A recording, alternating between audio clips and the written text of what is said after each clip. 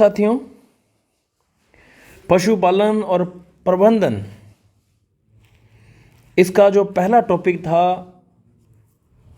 पशुओं की देसी नस्लें, उसका एक वीडियो मैंने पहले बना दिया है जो गायों की देसी नस्लों के बारे में है। अब हम अध्ययन करेंगे भैंसों की नस्लों के बारे में।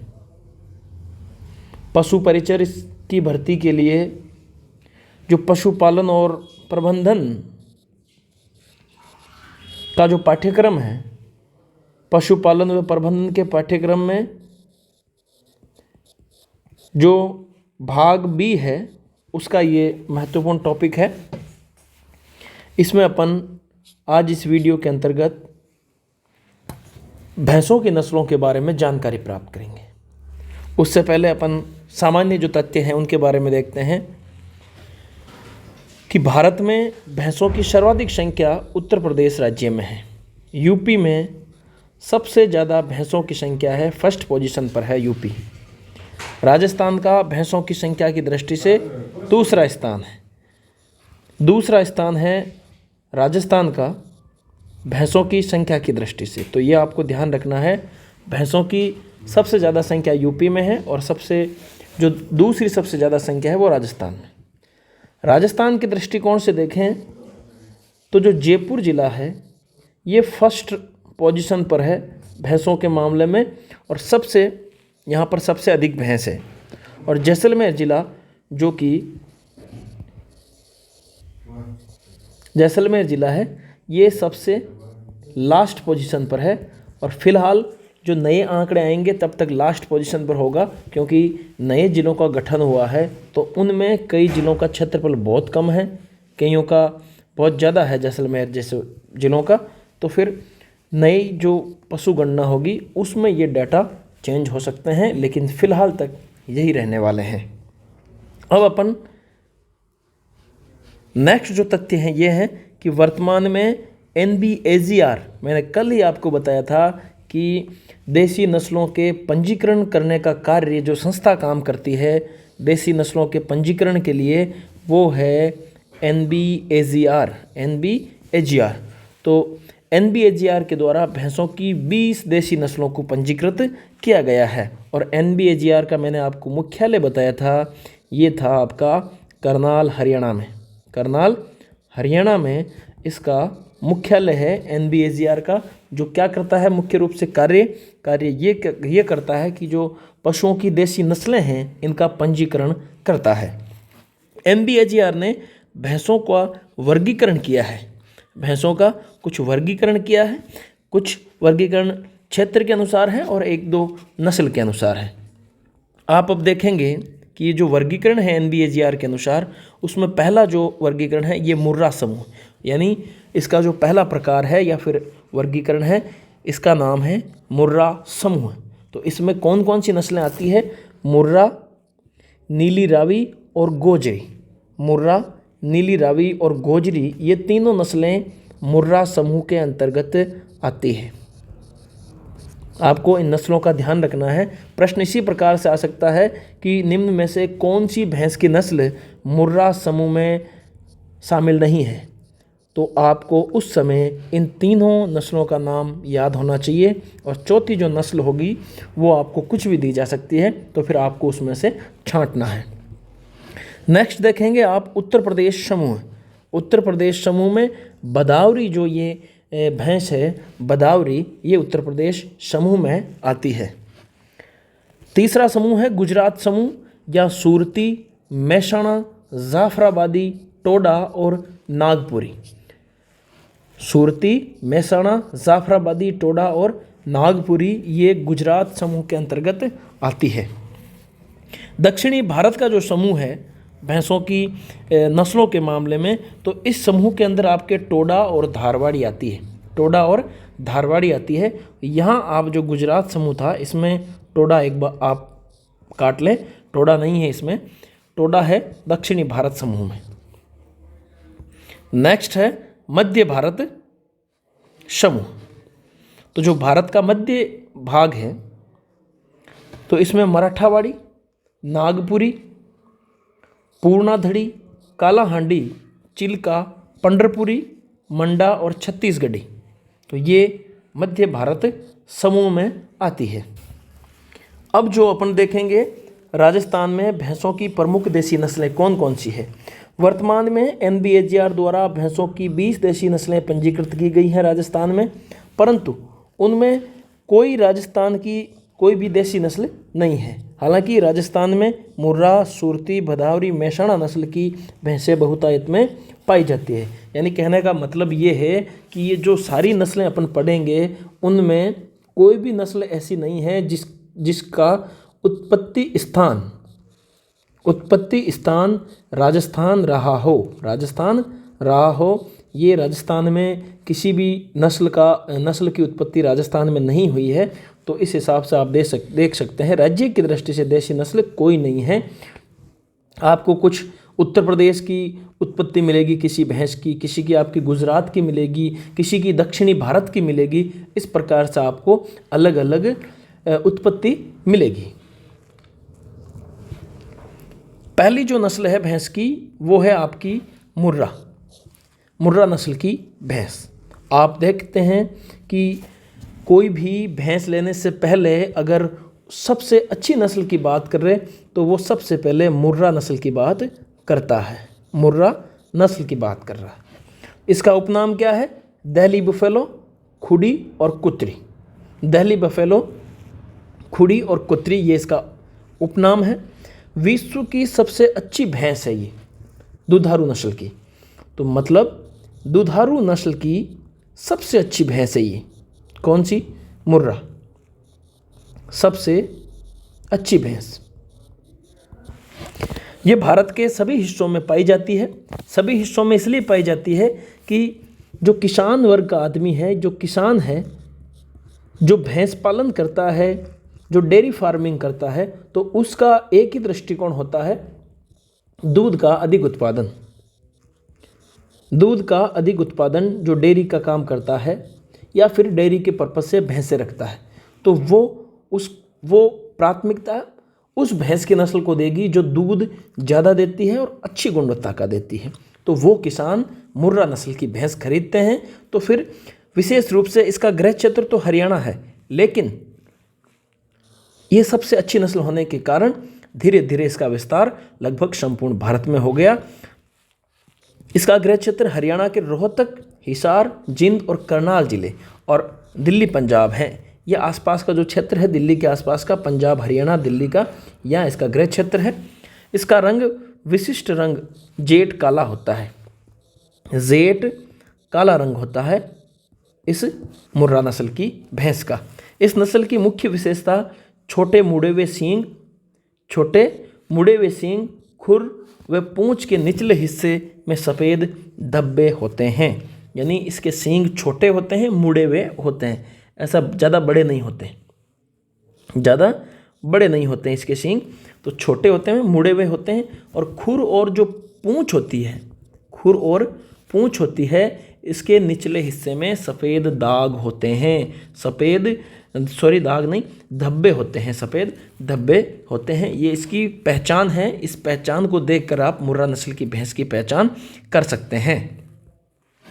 मुर्रा नस्ल की भैंस औसत दुग्ध उत्पादन ब्यात यानी 1678 किलोग्राम लगभग, ये जो अनुमान है, एवरेज है, निकाला गया है 1650 से 1700 आप मान सकते हैं। 1650 से 1700, 307 दिनों में ये लगभग इतना दूध देती है। प्रथम ब्यात की उम्र 40 से 45 माह होती है। ये मुर्रा नस्ल की भैंस होती है। ये जब 40 से 45 महीने की होती है तो प्रथम बार ये ब्याती है। 2 ब्यात के बीच का अंतराल 450 से 500 दिन होता है।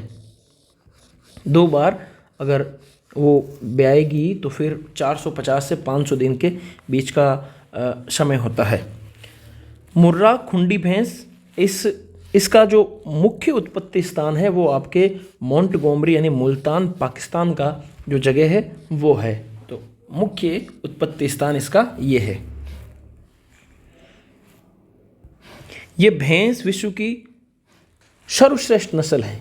दूध में वसा की मात्रा 7 से 8% होती है, जो मुर्रा नस्ल की भैंस है, इसके दूध में वसा की मात्रा 7 से 8% होती है, फैट होती है जो, और ये प्रतिदिन 20 से 25 लीटर दूध भी देती है। अगर इसकी जो खुराक है, उसका जो खान पान है, उसका प्रॉपर ध्यान रखा जाए तो ये 20 से 25 लीटर दूध भी दे देती है। राज्य में इसी वंश की सर्वाधिक भैंसें पाई जाती है। इसका प्रजनन केंद्र कुम्हेर, भरतपुर, डग, झालावाड़ और नागौर में है। यहाँ इसके राजस्थान में 3 प्रजनन केंद्र हैं, कुम्हेर, भरतपुर, डग, झालावाड़ और नागौर में। और सबसे ज़्यादा इसी भैंस की नस्ल और इसी भैंस की संख्या राजस्थान में पाई जाती है। दूसरी जो नस्ल है वो है सूरती। इसका गृह क्षेत्र गुजरात है, गुजरात का सूरत, और उसी के नाम पर इसका नाम पड़ा सूरती। ये भूमिहीन, छोटे और सीमांत किसानों में बहुत प्रचलित है। इसका कारण इसकी छोटी शारीरिक बनावट है। यानी कहने का तात्पर्य ये है कि इस भैंस का आकार छोटा है, तो इसके ऊपर इसको मैनेज करने के लिए, इसको पालने के लिए खर्चा भी कम चाहिए, क्योंकि इसकी खुराक भी कम होगी। और खुराक कम है तो फिर जो भूमिहीन किसान होते हैं, जिनके पास ज़मीन कम होती है, सीमांत होते हैं, जो अपनी छोटी ज़मीन में खाद्यान्न उत्पादन कर देते हैं और चारा वगैरह उनकी व्यवस्था कम होती, तो फिर ऐसे में वो कम चारे में या फिर कम भूमि पर इस पशु को रखकर मैनेज इसको कर लेते हैं। इस नस्ल का सींग इस नस्ल की सींग हंसियाकार होती है। जो सूरती नस्ल है, इसकी सींग होती है वो हंसियाकार होती है। इस आकार की इसकी क्या होती है? सींग। तो आपको ध्यान रखना है, सूरती नस्ल की जो भैंस होती है उसके सींग का आकार हंसियाकार होता है। औसत दूध उत्पादन 1400 किलोग्राम लगभग 350 दिन यानी 350-52 दिन के आसपास, एग्जैक्ट दिन नहीं होते हैं ये, आप इसको 350 कर लें लगभग, और पहले यहाँ लगभग भी मान लें। ये सामान्य जानकारी के लिए, इस प्रकार के प्रश्न तो शायद नहीं पूछेंगे कि कितने दिन में कितना दूध देती है, वो दिन निश्चित नहीं होते हैं। प्रथम ब्यात की उम्र भी इसकी लगभग 40 से 50 माह होती है। इतनी उम्र हो जाती है तो प्रथम बार ये बच्चा देती है। अगली है भदावरी। इसका उत्पत्ति क्षेत्र आगरा उत्तर प्रदेश, ग्वालियर मध्य प्रदेश और इटावा यूपी है। यहाँ इसकी उत्पत्ति हुई। इस क्षेत्र में ये ज़्यादा संख्या में पाई जाती है। राजस्थान में ये नस्ल मध्य प्रदेश, उत्तर प्रदेश के सीमावर्ती क्षेत्र जैसे भरतपुर, धौलपुर आदि में पाई जाती है। यानी भरतपुर और धौलपुर से लगती हुई जो सीमा है, यहाँ पर भदावरी नस्ल की जो भैंस है ये ज़्यादा पाई जाती है। इसके शरीर का रंग तांबे जैसा होता है। कैसा रंग होता है? तांबे जैसा इसका रंग होता है। भदावरी नस्ल का रंग कैसा होता है? तांबे जैसा। इस नस्ल की भैंसों के दूध में वसा का प्रतिशत सर्वाधिक होता है। जो फैट होती है ये लगभग 14% के आसपास होती है। इस कारण इसे घी का कटोरा कहते हैं। घी का कटोरा कहते हैं इसे, घी का कटोरा कहते हैं। क्यों? क्योंकि इसकी फैट 14% होती है, बहुत ज़्यादा होती है, इसलिए इसे घी का कटोरा कहते हैं। गर्दन के निचले हिस्से में 2 सफ़ेद लाइन होना, जिन्हें कंठी कहते हैं। और जो भदावरी नस्ल की भैंस होती है, इसके गर्दन के नीचे 2 सफ़ेद लाइन होती है, उसे कहते हैं कंठी। तो आपको ध्यान रखना है कि जो सफ़ेद 2 लाइनें होती हैं इसे कंठी कहा जाता है। आपके अगली जो नस्ल है वो है जाफराबादी। इस नस्ल का प्रजनन क्षेत्र गुजरात के कच्छ और जामनगर जिला है। जो गुजरात का कच्छ और जामनगर जिला है, यहाँ जाफराबादी नस्ल की उत्पत्ति हुई है या फिर उत्पत्ति क्षेत्र माना जाता है। ये भैंस सबसे भारी नस्ल की है। ये शरीर में जो जाफराबादी भैंस होती है ये सबसे भारी है, सबसे भारी भैंस है। ये शरीर के मामले में इसकी शारीरिक संरचना सबसे भारी है। इसके अग्र सिर में सफ़ेद निशान होता है, उसे नवचंद्र कहते हैं। इसके सिर के आगे के हिस्से में एक सफ़ेद निशान होता है। सफ़ेद निशान होता है किस भैंस के नस्ल के? जाफराबादी के। उसे कहते हैं नवचंद्र। क्या कहते हैं? नवचंद्र कहते हैं इस निशान को। जाफराबादी जो भैंस होती है ये औसत दूध उत्पादन लगभग 2150 किलोग्राम 300 दिन के आसपास देती है, यानी 2100 केजी ये एक बार ब्याने पर लगभग औसतन अपने दुग्ध काल में दूध दे देती है। दूध में वसा की मात्रा 7 से 8% होती है, जो कि अच्छी मानी जाती है, अच्छी मानी जाती है। अगला जो है, अगली नस्ल है महसाणा। कौन सी? महसाणा। इसका गृह क्षेत्र गुजरात है और गुजरात का कौन सा जिला? महसाणा जिला। जो महसाणा जिला है और महसाणा फिलहाल जिसकी महसाणा की प्रसिद्धि है, ये वाटर पार्क के लिए भी फेमस है महसाणा। इसी महसाणा से इस महसाणा नस्ल की उत्पत्ति हुई है। ये मध्यम आकार की शांत स्वभाव की नस्ल है।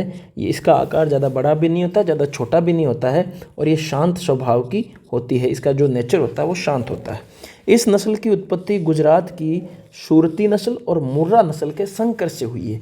जो ये महसाणा नस्ल है, महसाणा भैंस है, इसकी उत्पत्ति सूरती और मुर्रा जो नस्ल है इनका संकरण करवाया गया और इस संकरण के पश्चात जिस नस्ल की उत्पत्ति हुई है वो है महसाणा नस्ल की भैंस। इस नस्ल की सर्वाधिक दूध काल की अवधि होती है। दुग्ध काल इसका सबसे लंबा होता है, सबसे लंबा दुग्ध काल होता है कौन सी नस्ल का? वो होता है आपके महसाणा नस्ल की भैंस का। इस नस्ल के पशुओं की पूंछ की स्विच काले रंग की होती है। पूंछ की जो सबसे नीचे का जो हिस्सा होता है वो काले रंग का होता है। महसाणा नस्ल की जो भैंस होती है ये दुग्ध उत्पादन या दुग्ध ब्यांत 1200 से लेकर 1500 केजी तक ये दुग्ध देती है। अगली नस्ल है नागपुरी। कौन सी? नागपुरी। इसके नाम से ही आप जान गए होंगे कि ये नागपुर के आसपास इसकी उत्पत्ति हुई है और नागपुर है आपके महाराष्ट्र में। कहाँ है? महाराष्ट्र में। तो ये इसका उत्पत्ति क्षेत्र है, नाम के हिसाब से आपको पता चल रहा है। ये नस्ल दोहरे उपयोग के लिए अर्थात नर यातायात के लिए और मादा दूध के लिए उपयोगी है, यानी ये डबल पर्पज के लिए काम आ जाती है। यातायात के लिए भी इसके जो पशु हैं, नर जो होते हैं वो काम आ जाते हैं और जो मादा होती है ये दूध के लिए भी अच्छी काम आती है। इसका गृह क्षेत्र कौन सा है? महाराष्ट्र। कौन